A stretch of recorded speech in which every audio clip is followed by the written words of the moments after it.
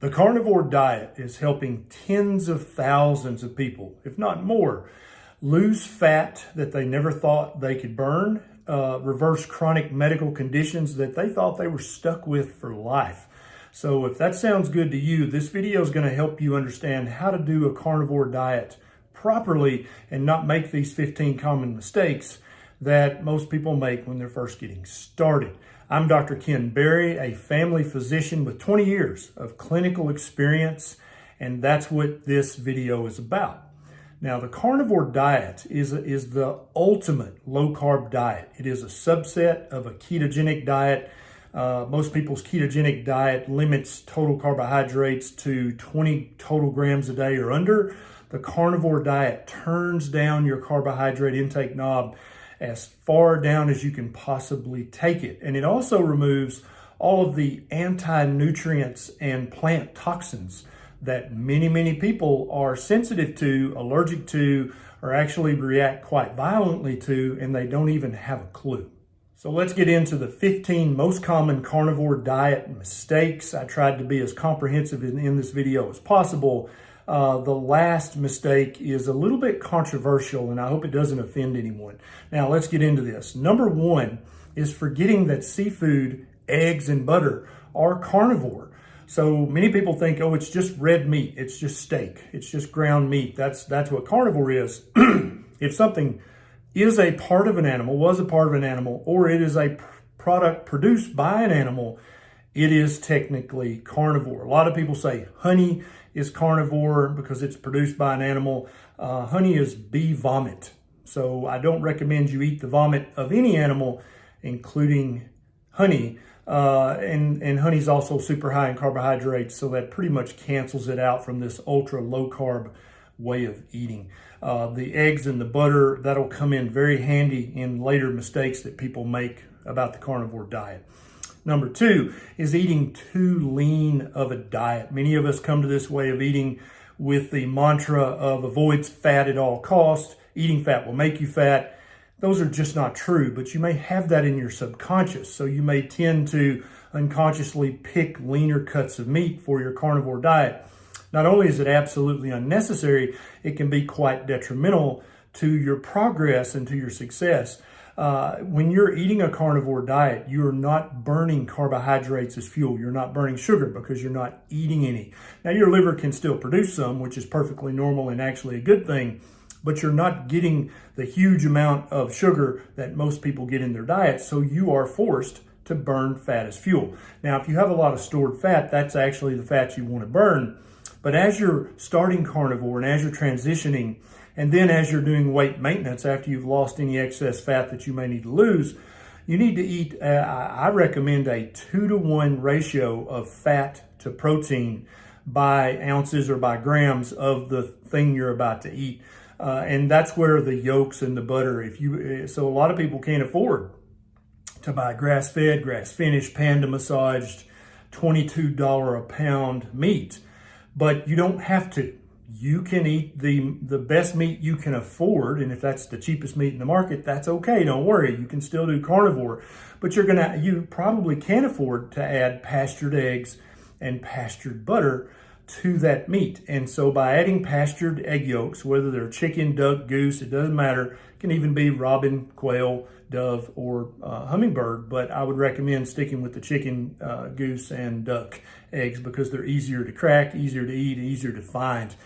But when you add a pastured yolk, you're adding a ton of fat because egg yolks have about a 1-to-1 fat to protein ratio. And so that's raising your fat to protein ratio of the meat that you're eating. Even a fatty meat like a fatty ribeye or 70-30 ground beef still needs to have some fat added to it.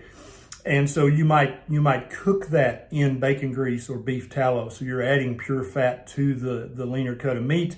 You might add some pastured yolks to that. You might add some pastured butter to that. You don't want to eat too lean on carnivore. Number three is not getting enough electrolytes. You have to understand our ancestors drank river water, stream water, mud puddle water.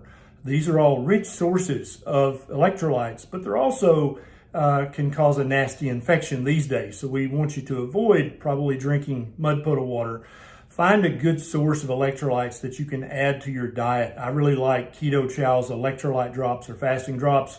There are many different brands out there on the market. When you're doing carnivore, you have to be an ingredient detective. You have to read everything that has a label. You have to read the labels and watch out for silly terms they use to hide ingredients you don't want in your body, like natural ingredients, because that can virtually mean anything. Number 4 is not getting enough omega-3 fatty acids. Now, we're really concerned with any spectrum of the proper human diet that you get a correct omega-6 to omega-3 fatty acid ratio.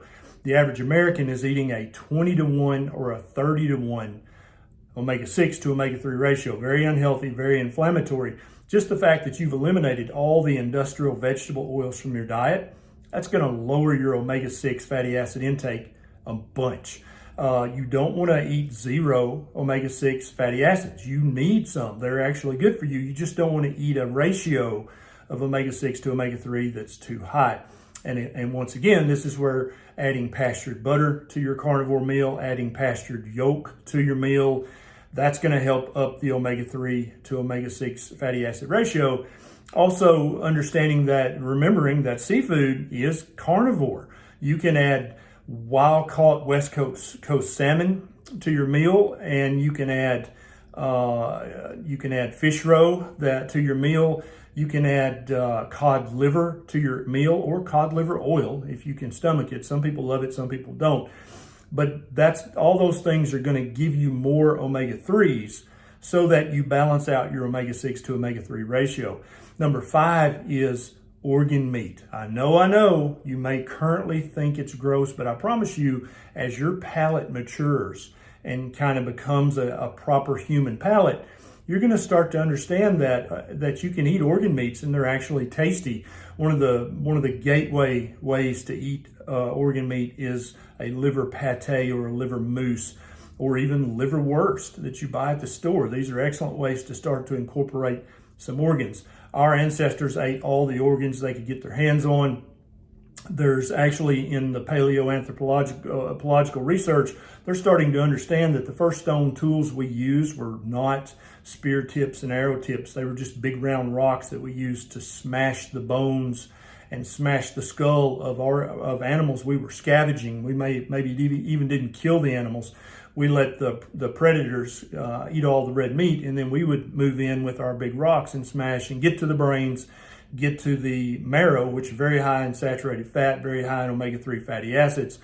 And so you need to be getting some kind of bone marrow in your diet, whether you're making bone broth so if currently you're just starting carnivore and you're completely grossed out by the thought of eating any organ meat, Ancestral Supplements has a good line of freeze-dried organ meat in capsules, so you don't really have to taste it. I'll put a link to that down below. Number 6 on this list is not getting enough collagen. And no, dummy, I don't mean collagen powder. That's not okay. That's a waste of money, and the origin of that collagen is always suspect.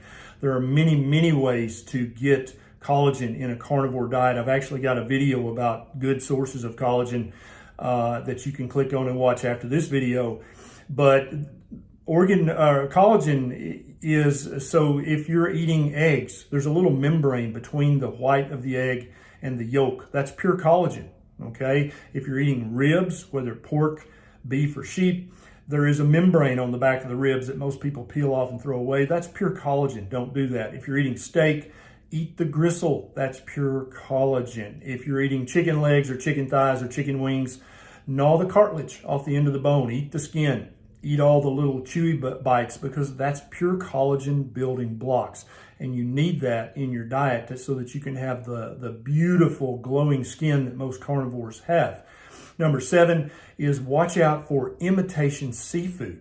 And so if you just blindly go into the grocery and buy some crab and buy some this and that, you have to, again, put on your detective hat and read every ingredient carefully. If you don't know what it means, do an internet search on that word and you'll be an expert on it in 3 minutes. It's very common for imitation seafood to have added grains, added sugar, and added industrial vegetable oils in there.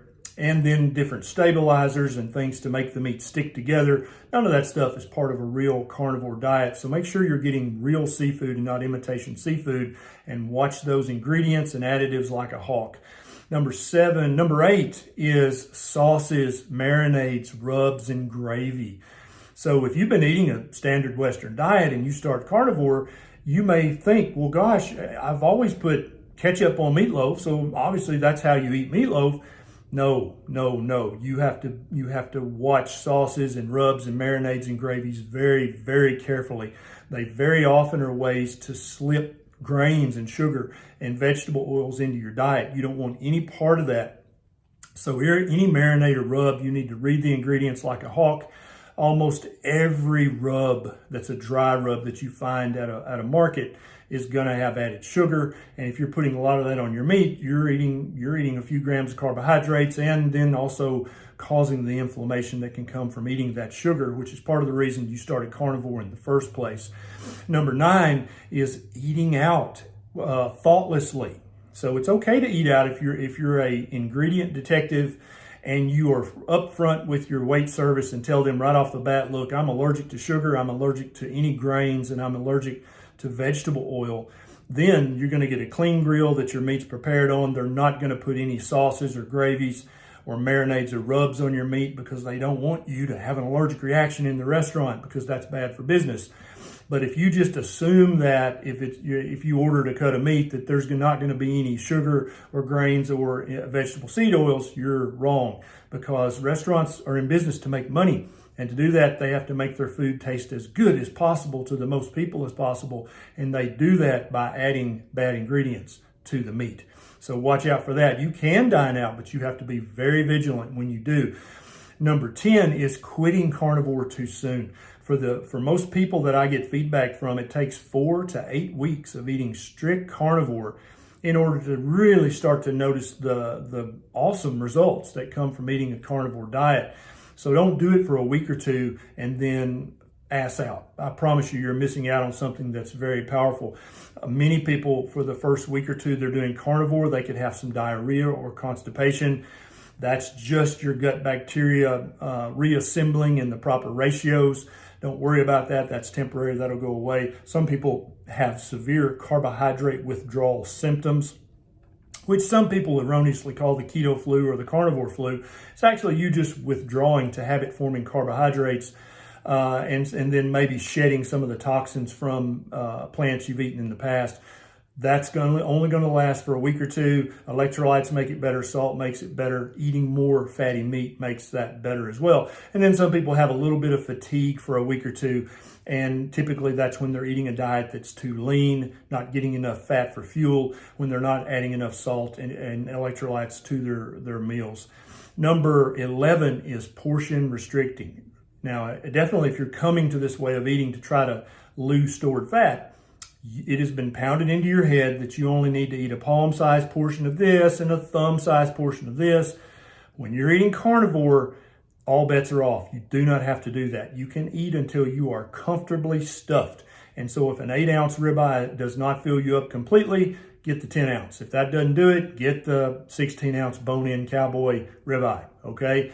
You can eat as much meat as you want. You can add egg yolks, you can add butter, you can cook it in as much beef tallow or bacon grease as you want. You get to eat until you're comfortably full. If you don't do that, then you won't be getting enough fat. You won't be getting enough total energy in your diet. That's really going to put you back into having the fatigue and the other problems that people have if they try to portion control on carnivore. That is not necessary. No carnivore in nature portion controls. They eat until they're stuffed and then they go take a nap. Our ancestors, there's no evidence that they ever portion control. Can you just see one of our ancestors 100,000 years ago saying, I'll just have a palm-sized portion of the salmon, please. And could you cut off the skin and the fat? That never happened. They ate as much fatty salmon with the skin on as they could hold, and then they went and took a nap. That's how we're supposed to do it. That's how you're going to get the best results from doing this. Number 12 is watch out for processed meat. Now, if processed meat is all you can afford, that's still infinitely better than eating the Cheetos and the Doritos, okay? So don't feel like if all you can afford is bologna and hot dogs and Spam, do carnivore with that, but realize that's not a perfect carnivore, but you got to watch the ingredients. For example, if you just look at the 20 different choices of hot dogs or wieners in a supermarket, they could range anywhere from having 3 grams of carbohydrate per hot dog down to virtually 0 grams. You got to watch for grains, because if they add grains and sugar to a hot dog, for the average person, it's going to taste better and it's going to be cheaper to make. So yeah, they're going to do that. For another day, we can talk about the artificial colors and the artificial stuff, but watch out for a term called natural flavoring, okay? Because the big food manufacturers can use that to put any damn thing into the meat that they want. There's really no restriction on using that title, so you got to watch out for that. Sugar could literally be a natural flavoring. So look at the total carb count of what you're about to buy, and if it's more than 1 gram, try to find a better source. Number 13 is salt restriction. I know your doctor and your dietitian and your mama all told you that salt is bad for you. You should limit salt. There's just no basis in scientific fact or paleoanthropological evidence to support that. All mammals love salt and crave salt and will walk for miles to eat as much salt as they want from a salty rock or salty mud. Our ancestors in the past always made use of the blood and the organs and the marrow, all which are very high in sodium, salt. So stop being afraid of salt. You want to use a good, reliable, natural salt. My favorite is Redmond's Real Salt. It comes from an extinct ocean that's protected under hundreds of feet of bentonite clay. So there are no microplastics or nanoplastics in Redmond's Real Salt. There are other good brands out there that are protected thusly. Number 14 is cooking too much. You don't want to overcook your meat. So if you're currently a well-done person, I don't want you to overnight start eating medium rare, but you got to start cooking your meat less and less. The longer you cook meat, the more you break down the vitamins in the meat, and probably you're breaking up other important micronutrients as well. Don't overcook your meat. Eating raw is okay. Eating raw is healthy. You have this very sophisticated infection control device on your body. It's called a nose. And so when you take the meat out of the packet, you smell it, it smells super fresh. You take the salmon out, you smell it, it smells super fresh. Same goes for fish roe. Anything that you're going to eat raw, if you're going to make steak tartare, you want that meat to be very fresh and to smell very good. That's what your nose is for, is to protect you from eating ruined meat. Because I promise you, if an egg yolk or if a piece of meat or if some fish roe is bad, your nose is going to let you know and you shouldn't eat that. So don't be afraid to start eating some raw stuff. And even though that may gross you out right now, I promise, as you go along this carnivore journey, you're going to start to experiment with that. And that's actually a very good thing, because for the majority of our time on this planet, our ancestors ate almost all of this stuff raw. Your body's capable. You just got to slowly get back in to that mindset and that body set. And then number 15, and this is the one that's a little inflammatory. It may irritate some people, especially if they make thousands of dollars a month selling supplements, is you don't need to take a lot of supplements on a carnivore diet. Meat, especially organ meat, especially egg yolks, especially pastured butter, are the most nutrient-dense foods on the planet. So when someone tells you that kale is a superfood or spinach is a superfood, they are misled and misinformed, and they are perhaps unintentionally misinforming you. If you put up a piece of beef liver nutritionally against the same weight of kale or spinach, the beef liver is going to blow the kale out of the water. Kale's nowhere near a superfood compared to liver, any liver, chicken liver, beef liver, goose, it doesn't matter. Liver is a multivitamin superfood. The same goes for egg yolks.